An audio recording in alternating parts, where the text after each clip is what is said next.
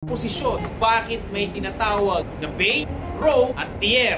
Mahirap naman nang hindi mo alam kung saan mo ilalagay ang ikakarga mo at kung saan naman nakalagay yung ididiskarga mo. Kaya mayroong sistema ng posisyon at binubuo ito ng 6 na numero. Ito ang bay, pag hinarapan mo yung gilid ng barko. So yung bay, yung mga paganyan, yung papunta sa harap ng barko, ito yung papunta sa likod. Kadalasan ganito makikita nyo. Ito, tawag sa bay na yan, bay 50, isang buong bay na yan, binubuo yan ng bay 49 din, saka bay 51. Ngayon, 40 footer, 45 footer, yung mga standard na sukat na ganyan.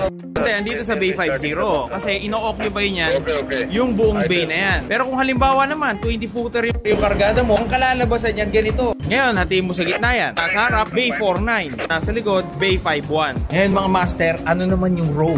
Ito yung pangalawang pares, isang container po. Ayan, dyan papunta yung harap ng barko.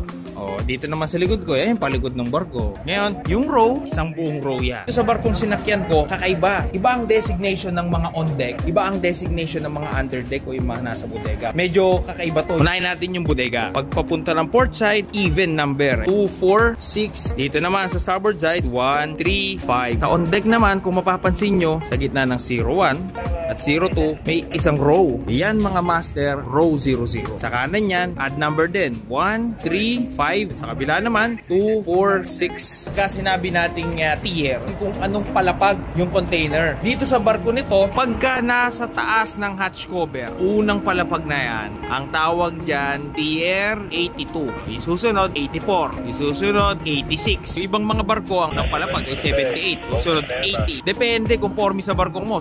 Ito yung huling dalawang numero sa isang container position. Sa bodega, iba rin ang designation dyan. Yan po ang isang cargo hold. Ang pinakababa sa bodegang to, ang tawag, tier 02. Yung sunod, 04. Yung susunod, 06. Hindi lahat ng bodega, 02 nagsisimula. Kasi yung ibang bodega, mas mababa kaysa sa bodegang to. So pagka kinumbine mo yung tatlong pares ng mga numero na yan, makukuha mo na yung container position. Halimbawa, bay 34, row 11, tier 84. Okay, bay 38 yan, may pintura lang. Nasa likod ng 38, bay 42. Ang nasa harap naman ng 38, bay 34. So ando dun yung container. Row 11. 00, 01, 03, 05, 07, 09, 11. Tier 84. 82 ang unang palapag. 82, 84. Sinabing 34, 11, 84. Ang container na yan, bay 34, row 11, tier 84. And hopefully mga master, nakapag-share tayo ng konting kaalaman. Handaan natin ang kasabihan mga master. Sakit sa nanay.